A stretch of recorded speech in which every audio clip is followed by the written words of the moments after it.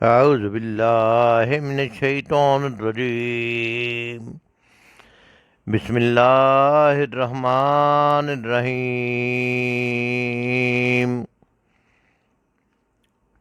ولما جاءهم رسول من عند الله مصدق لما معهم، اور جب ان کے پاس اللہ کی طرف سے کوئی رسول اس کتاب کی تصدیق و تائید کرتا ہوا آیا جو ان کے پاس پہلے سے موجود تھی. ولما، اور جب جاءہم ان کے پاس آیا، رسول ایک رسول، من عند اللہ اللہ کی طرف سے. ولما جاءہم رسول من عند اللہ، اور جب آیا ان کے پاس رسول اللہ کی طرف سے، مصدق لما معہم، مصدقن تصدیق کرنے والا، لما اس کی جو معہم ان کے پاس تھی، مصدق لما معہم اس کی تصدیق کرنے والا وہ رسول جو چیز ان کے پاس تھی، یعنی تورات. نبی کریم صلی اللہ علیہ وسلم تورات کی تصدیق کرنے والے تھے کہ یہ اللہ کی سچی کتاب ہے، اور حضرت موسیٰ علیہ السلام، حضرت عیسیٰ علیہ السلام اللہ کے سچے رسول تھے. مسلمانوں کے لیے بھی یہ ایمان لازمی ایمان کا حصہ ہے کہ اللہ کے نبیوں پر، اللہ کے رسولوں پر، اللہ کی کتابوں پر ایمان لانا. تو اللہ کے رسول صلی اللہ علیہ وسلم ان کی کتاب کی تصدیق کرنے والے تھے. اور پھر ما نبذ فریق من الذین، نبذ پھینک دیا، فریق ایک فریق نے، من الذین ان لوگوں میں سے جنہیں اوت الکتاب کتاب دی گئی تھی، یعنی کہ یہودی اور عیسائی دونوں کے پاس کتاب تھی، تورات اور انجیل. کتاب اللہ، اللہ کی کتاب، وراء ظہورہم اپنی پیٹھ پیچھے، یعنی انہوں نے اللہ کی کتاب کی تعلیمات کو اپنی پیٹھ پیچھے پھینک دیا.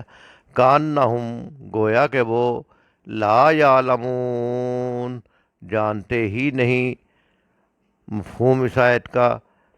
اور جب ان کے پاس اللہ کی طرف سے کوئی رسول اس کتاب کی تصدیق و تائید کرتا ہوا آیا جو ان کے ہاں پہلے سے موجود تھی، تو ان اہل کتاب میں سے ایک گروہ نے کتاب اللہ کو اس طرح پس پشت ڈالا گویا کہ وہ کچھ جانتے ہی نہیں. یعنی یہ وہی رویہ ہے جو جان بوجھ کر انکار کرنے والوں کا ہوتا ہے. معلوم ہے مگر ماننا نہیں ہے، جانتے ہیں کہ صحیح ہے، سچ ہے، مگر نہ ماننے کا تہیہ کیا ہوا ہے. تو یہ لوگ بھی اللہ کے نبی صلی اللہ علیہ وسلم پر ایمان نہ لائے، حالانکہ ان کی کتاب میں کھلی نشانیاں اور پیشین گوئیاں موجود تھیں. یہودی عالموں نے ان پیشین گوئیوں کو عوام سے چھپانے کی انتہائی کوشش کی، اور یہودی عوام نے اسلام اور مسلمانوں کی حد درجہ مخالفت کی، حالانکہ ان کی نجات اسلام کو ماننے میں تھی، کیونکہ اسلام کی تعلیم اسی تعلیم کی کنٹینویٹی میں تھی، اسی پیغام کی کنٹینویٹی میں تھی جو پیغام اللہ کے نبی حضرت محمد صلی اللہ علیہ وسلم سے پہلے کے انبیاء لاتے رہے. جب ان پیغاموں میں، ان کتابوں میں انہوں نے تعریف کر دی تو اللہ نے حضرت محمد صلی اللہ علیہ وسلم کو مبعوث فرمایا. لیکن انہوں نے کیا کیا؟ بے پرواہی برتی اور اس کی عملی مخالفت کی۔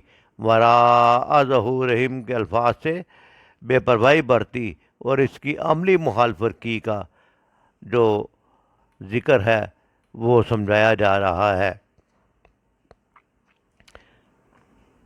اور یہ پیشین گوئیاں چھپانے کی خاطر انہوں نے اپنی ہی کتاب تورات کو پس پشت ڈال دیا اور ایسے ہو گئے جیسے بالکل انجانے بن گئے ہیں۔ ڈاکٹر اسحاق احمد لکھتے ہیں کہ ان کے عوام پوچھتے ہوں گے کیا یہ وہی نبی نہیں ہے جن کا ذکر تم کیا کرتے تھے؟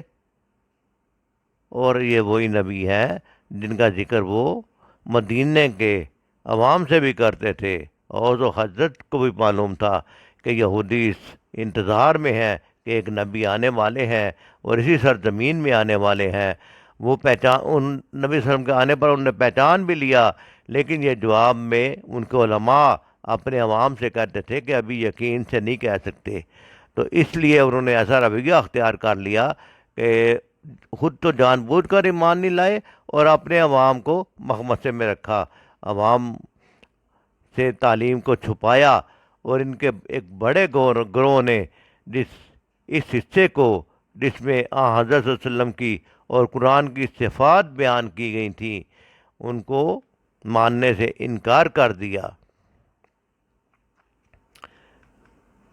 یہودی حضرت محمد صلی اللہ علیہ وسلم کو اچھی طرح پہچانتے تھے اور انہوں نے مدینہ شریف میں نبی صلی اللہ علیہ وسلم کے آنے کے فوراً بعد ان کو پہچان لیا، لیکن جان بوجھ کر انہوں نے قرآن کو اللہ کی کتاب ماننے سے انکار کر دیا اور یہ بھی ایسا رویہ اختیار کیا کہ قرآن کے بارے میں کچھ نہیں جانتے، حالانکہ قرآن کی نشانیاں اور نبی کریم صلی اللہ علیہ وسلم کی نشانیاں قرآن کے متعلق اور نبی صلی اللہ علیہ وسلم کی متعلق ان کی کتابوں میں واضح پیشین گوئیاں موجود تھی۔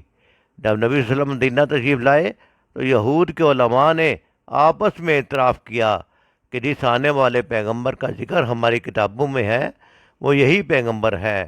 اس کی مثال حضرت صفیہ ام المومنین رضی اللہ عنہ سے بھی ہے کہ ان کے والد اور ان کے چچا آپس میں باتیں کر رہے تھے کہ یہ وہی نبی ہیں لیکن ہم مانیں گے نہیں۔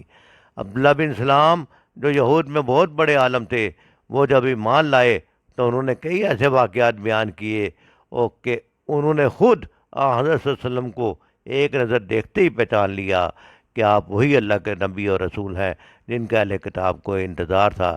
لیکن یہود نے ہر درمی دکھائی، جان بوجھ کر نبی صلی اللہ علیہ وسلم کا انکار کیا اور اپنی تورات کی تعلیم کا بھی انکار کیا اور قرآن کی تعلیمات کا بھی انکار کیا۔ اور یہود کا یہ وتیرہ بن چکا تھا کہ جو چیز ان کی خواہشات نفس کے لیے مشکل ہو، جس کو وہ نہ ماننا چاہتے ہوں، وہ اس کا انکار کر دیتے تھے، اور جس چیز کو وہ چاہتے تھے، جو چیز ان کی خواہش نفس سے مطابقت رکھتی تھی، اس کو وہ مان لیتے تھے۔ یہ سلیکٹیو دین پر عمل کرنا اور سلیکٹیولی انکار کرنا، اسی چیز کو یہاں پر کفر بتایا گیا ہے کہ انہوں نے اللہ کی آیات کو انکار کیا۔ ہاں ایک کا انکار کرو، ہاں 10 کا انکار کرو، بندہ تو انکاری ہو گیا۔